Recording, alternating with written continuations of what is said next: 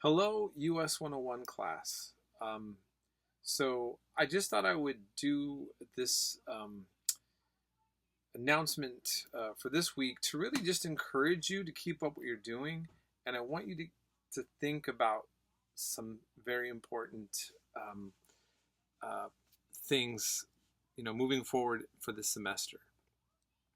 So this is a CCAP class, and you are Waterford High students that are getting the amazing opportunity to have a college course while you're in high school.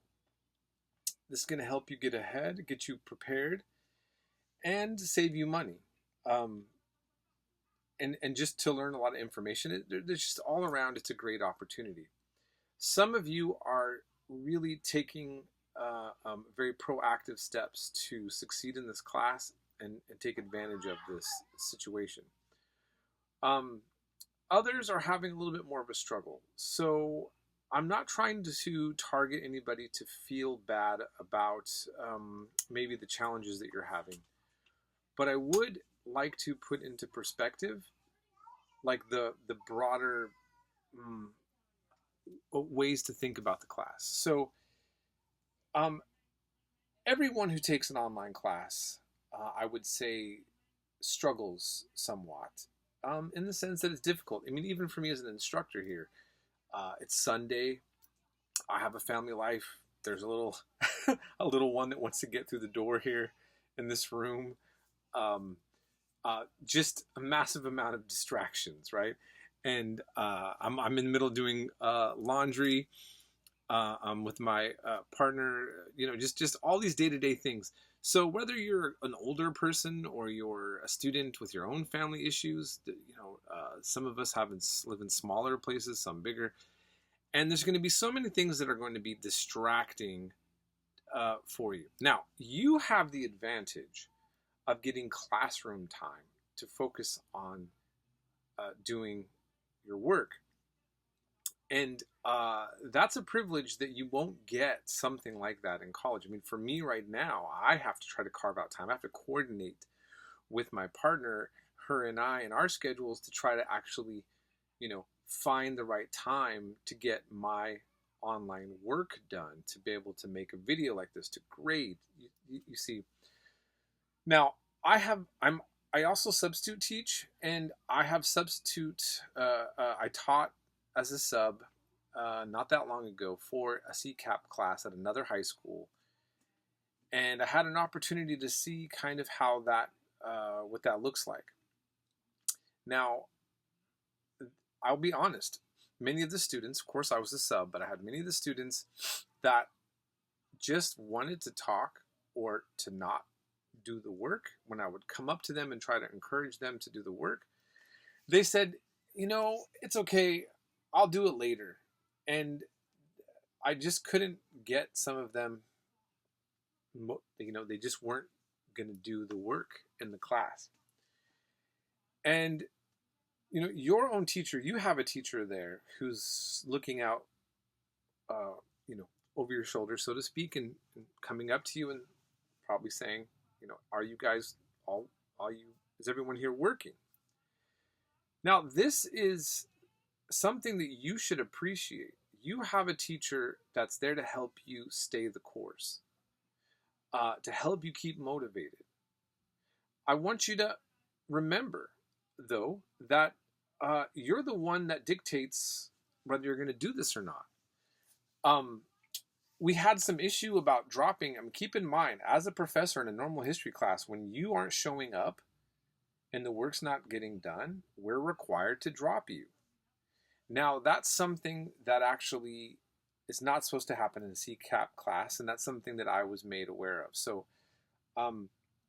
but you have to ask yourself, why aren't you using that time in the classroom? You have a teacher there to help you walk you through the steps.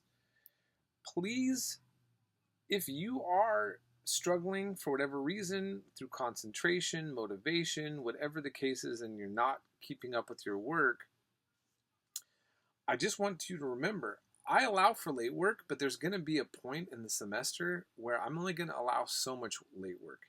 and you're not going to have the ability to catch up and get the grade you want. And this grade goes on your transcript. So you have a chance to get an A, start off with a great grade of college credit while you're in high school, or you have a chance to put yourself in a kind of a unfortunate situation of having a very low grade when you have actual time given to you to do the work with the teacher to help you out. Okay, and so I want you to remind you that universities are going to see this and know. I mean, know that these CCAP classes, right? You're having this opportunity, but you do have this time given to you. So please, please, please take advantage of it. Contact me if you need help. Talk to your teacher that's there for you to be of support to you. And I've been in communication with him, and I know that he's really concerned about your success as well. But there's a saying, you can lead a horse to water, you can't make it drink. We can do everything to facilitate you to what you need, but you're ultimately the one that has to decide if you are going to want to, work your best with it. So please keep that in mind. Okay, last thing to just mention to say that we're covering a very interesting topic of the American Revolution / War of Independence.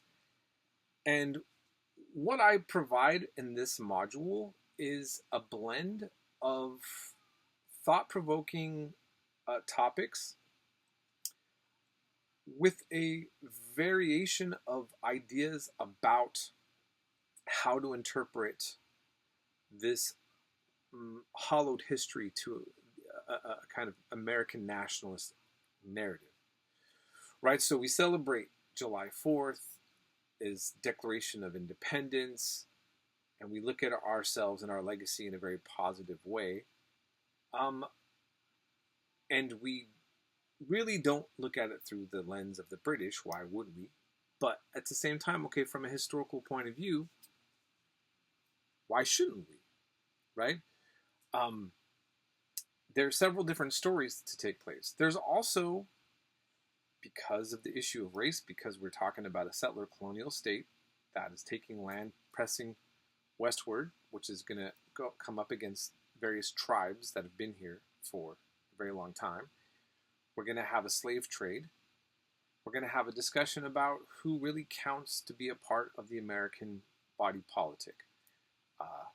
At this time, men without property are not necessarily going to be included, right? Women are not going to be included. So there's a lot of different actors that are going to, there's a lot of different people that are going to have different benefits or not benefits to what's unfolding, okay? And in the reading links, I give you different opinions. So keep that in mind. I give you different interpretations about how certain scholars have looked at this. So when you're reading through, you might say, what's Mr. Pollock trying to say? Oh, I'm trying to expose you to things that various scholars can say about the nature of this part of our history. And I think it's just worth you just soaking it all in. And you're going to have your own interpretation, and that's fine. So I hope that you enjoy that and see the opportunity that you're going to be writing a paper about the American Revolution, and there's like a question mark. Is it a real revolution? And that's not something that many of you maybe even thought about being a question posed, but as you'll see in some of the readings, there is a question about if this is a revolution in the way the French Revolution was a revolution. Okay, that's all. And so please, come into this with and start really trying to get yourself into the idea of enjoying what you're reading, especially in light of the fact that we have the elections coming up, and so many people are making such passionate opinions about what is an authentic American position on everything. Well, here we're getting a chance to kind of just think about that in a broader sense, these topics, okay? So that's all I have to say. I hope you enjoy the rest of your week. I'm glad that the weather's cooling down. It's still roasting in my house.